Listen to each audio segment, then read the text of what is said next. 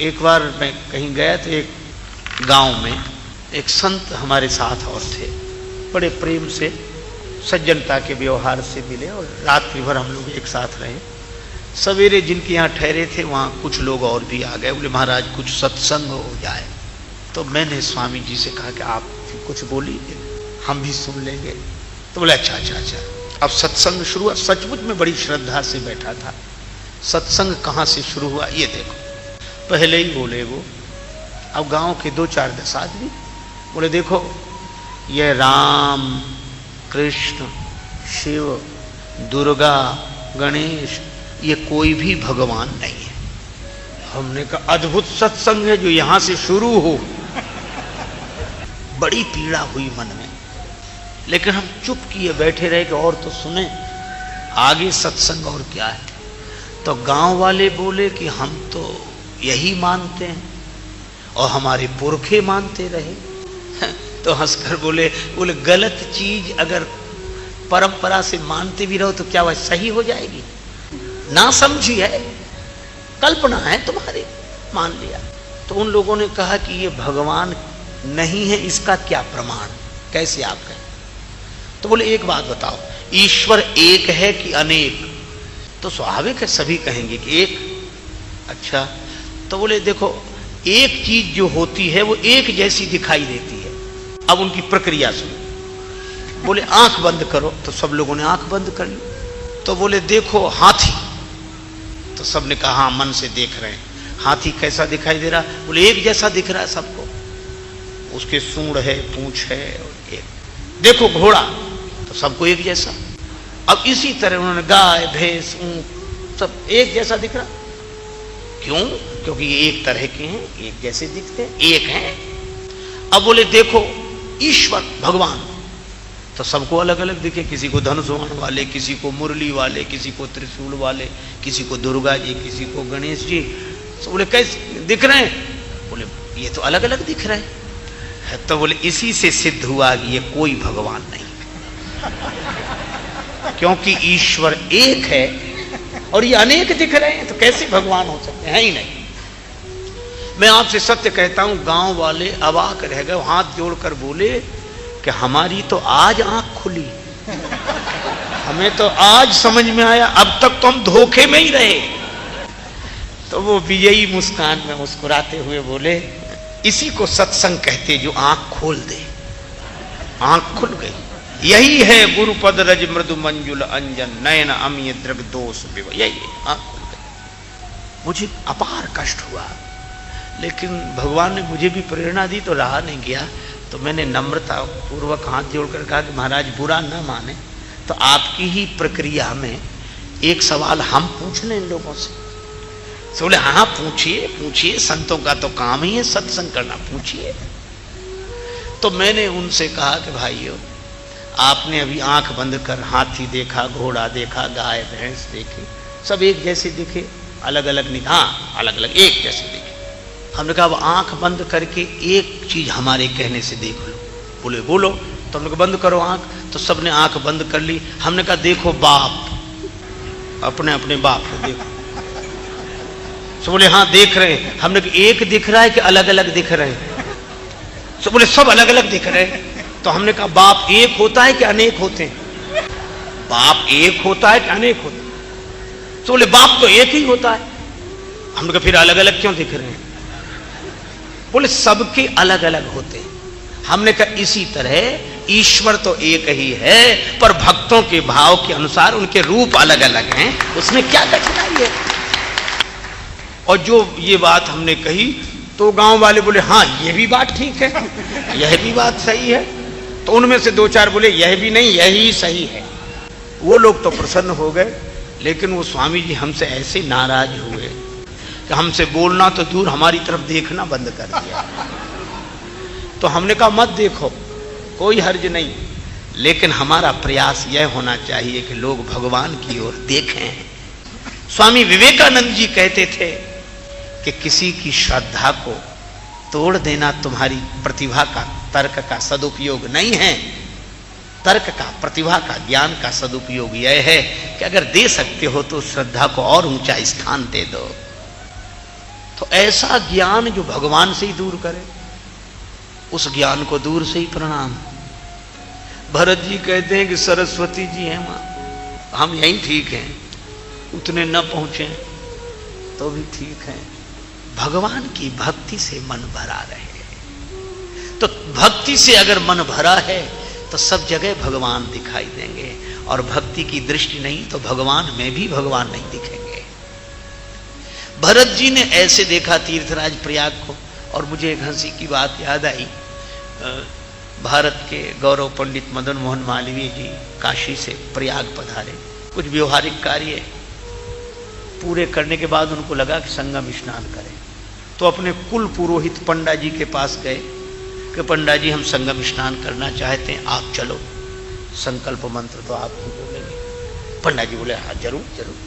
मालवीय जी बोले लेकिन एक बात है, श्लोक का शुद्ध उच्चारण होना चाहिए, शुद्ध। अब पंडा जी घबराए, क्योंकि पंडा जी के मंत्र और श्लोक को तो व्याकरण से ज्यादा यजमान से ही मतलब होता है, तो घबराए क्या। लेकिन लगा कि मालवीय जी भूल जाएंगे, पर मालवीय जी कैसे भूल जाएं। बैठे तो रास्ते में फिर बोले, पंडा जी याद है वो शुद्ध श्लोक। अब पंडा बहुत घबराए कि ये बार बार शुद्ध कहेंगे तो हम जो शुद्ध बोलेंगे भी वह भी कहीं अशुद्ध ना हो जाए, डर के मारे। लेकिन फिर भी बोले चलिए चलिए साहब ठीक होगा, चलिए। गए, अब संगम में खड़े हुए, तो पंडा जी ने सोचा कि मालवीय जी भूल जाएंगे, लेकिन संगम में खड़े होकर मालवीय जी फिर बोले याद है शुद्ध मंत्र शुद्ध श्लोक। अब पंडा को एक उपाय सूझा। पंडा जी बोले मालवीय जी सो तो सब ठीक है, लेकिन आप कहाँ खड़े हैं। मालवीय जी बोले संगम में। किन किन का संगम है। गंगा जी, यमुना जी, सरस्वती जी, तीन का संगम। पंडा ने पूछा मालवीय जी गंगा जी कहाँ है। मालवीय जी ने कहा ये गंगा जी है। और यमुना जी कहाँ है। बोले ये यमुना जी है। और पंडा ने पूछा मालवीय जी यहाँ सरस्वती जी कहाँ है। तो मालवीय जी के मुंह से निकला कि यहाँ सरस्वती लुप्त हैं। तो पंडा तुरंत हाथ जोड़कर बोला कि मालवीय जी जहां सरस्वती लुप्त हो वहां आप शुद्ध श्लोक के उच्चारण की बात कर रहे हैं। सरस्वती लुप्त है वहां शुद्ध श्लोक। मालवीय जी इतने खिलखिलाकर हंसे, वो शायद शुद्ध श्लोक बोलता तो उतने खुश ना होते। तो पंडा ने अपनी दृष्टि से देखा तीर्थराज को। तो दृश्य तो एक ही होता है, पर देखने का जो भाव है वह अलग अलग है। भरत जी को तीर्थराज प्रयाग में सीताराम जी दिखाई दिए, और वरदान भी क्या मांगा, जन्म जन्म रति राम पद यह वरदान नान। और जो राम जी की प्रीति में डूबा हो, भरत जी ने भरद्वाज जी के आश्रम में विश्राम किया। भरद्वाज जी को लगा कि भगवान से भी बड़े हैं यह, इनकी व्यवस्था उस तरह से होनी चाहिए, तो रिद्धियां सिद्धियां आ गई। अब भरद्वाज जी ने तो यह चाहा था कि पहुनाई कर हरऊ श्रम, पर रिद्धि सिद्धियों ने तो ऐसी व्यवस्था की कि जिसकी जरूरत ना थी, वह भी श्रक चंदन बनितादि को भोगा, देख हरस विस्मय बस लोगा। लोग तो हरस और विस्मय में रहे, लेकिन भरत जी कैसे रहे। चकवा और चकवी दिन भर तो साथ रहते और रात में अलग अलग हो जाते। एक सरोवर के उस तट पर, दूसरा उस तट पर, रात भर नहीं मिल पाते, रात्रि भर अलग अलग रहते। एक आदमी बोला हमें भरोसा नहीं होता, तो दूसरे ने कहा तमाशा देखोगे। बोले हाँ देखेंगे। बोले पिंजड़े में बंद कर लो। तो चकवा चकवी को पिंजड़े में बंद किया किसी तमाशा देखने वाले ने। तो रात भर यह देखा गया कि पिंजड़े, इतने से पिंजड़े में भी चकवी एक तरफ की दीवार से लगी खड़ी रही, चकवा दूसरे तरफ की। और तुलसीदास जी ने यह दृश्य देखा, वह दृश्य याद आ गया। आज किसी ने पूछा कि भरद्वाज जी के द्वारा इतने उच्च कोटि की स्वागत व्यवस्था हुई, तो भरत रहे कैसे यहां। तुलसीदास जी बोले बस वैसे ये सुख संपदा चकवी की तरह और भरत चकवा की तरह। संपत्ति चकई भरत चक, और तमाशा दिखाना क्या है।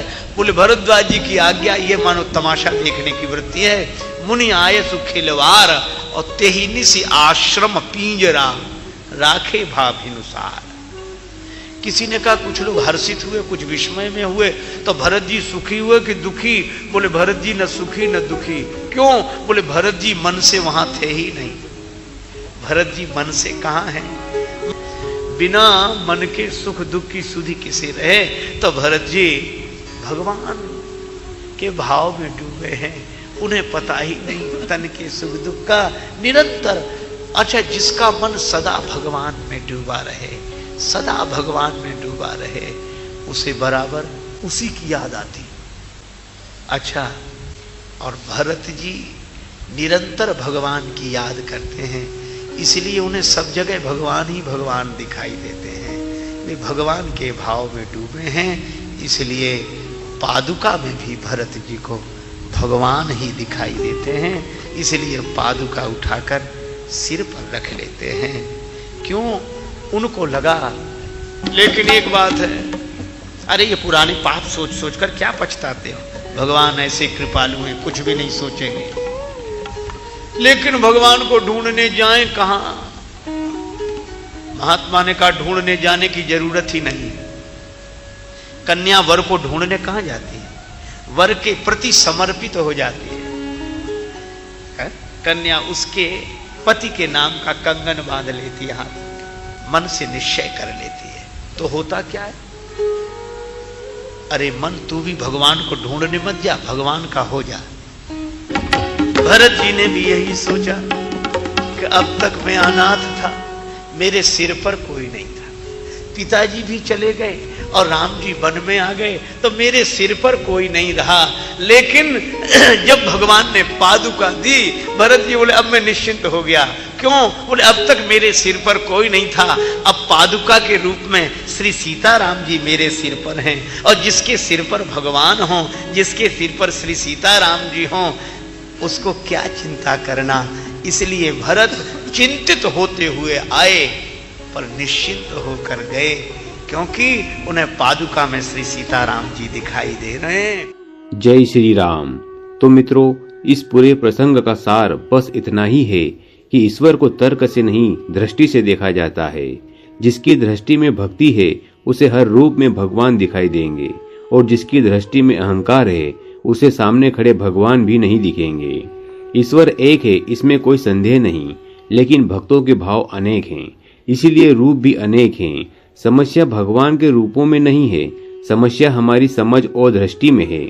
भरत जी ने पादुका में भगवान को देखा, क्योंकि उनका मन भगवान में डूबा हुआ था। जिसका मन जहाँ रहता है, उसे वही दिखाई देता है। आज सबसे बड़ा संकट यही है कि हम श्रद्धा को तोड़ने को बुद्धिमानी समझने लगे हैं, जबकि सच्ची बुद्धिमानी यह है कि अगर किसी की श्रद्धा को और ऊंचा उठा सको तो वही सच्चा ज्ञान है। भगवान को ढूंढने मत निकलो, भगवान के हो जाओ। जिस दिन यह भाव आ गया, उस दिन चिंता अपने आप विदा हो जाएगी। और याद रखना, जिसके सिर पर सीताराम हो, उसकी नाव कभी डूबती नहीं।